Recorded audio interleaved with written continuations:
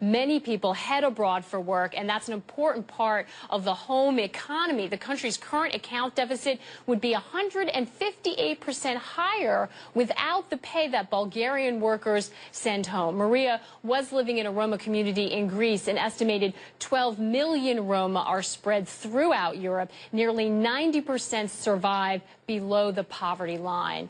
Yezerta Tigani is Deputy Director of Amnesty International Europe and Central Asia Program. She joins me now from CNN's London Bureau. Thank you so much for being with us today. Some of the numbers that Carl just went over are incredibly staggering. The situation seems very desperate. What's the biggest challenge in terms of addressing this?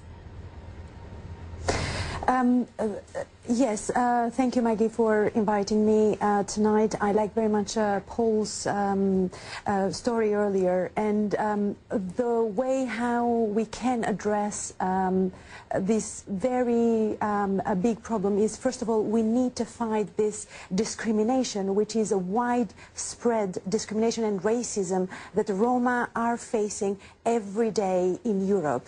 We're talking about 12 million Roma, is the largest ethnic minority currently in Europe, which has to go through the meaningless ways of living, who are facing forced evictions from their homes, who are chased away whenever they migrate to another European Union state, when they're trying to get a better living for their children, who are capable to actually send their children to school, but also who are not able to face the society, and they want to be part of this society. Yezerta, who's best positioned to address that? I mean, you're talking about a group. It doesn't appear that there is an advocate, a cohesive advocate speaking for them. They're spread across many countries that have different rules, different laws. Who's best positioned? Where should this be addressed?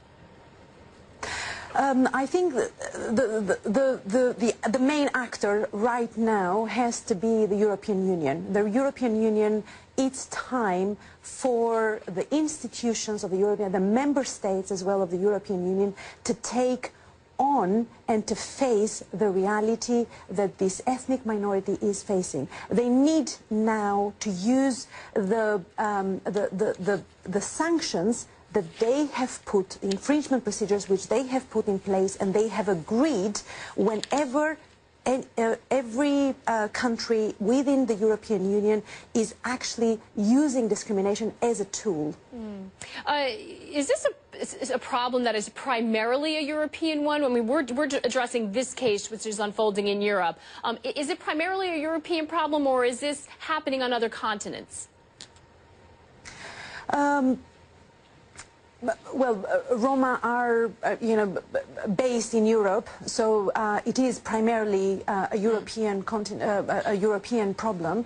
However, there are Roma who have as well moved to the U.S., as we know, as asylum seekers as well, to Canada as well, or other continents as well. But the main reason for their migration has always been their difficult socio-economical situation in their home countries.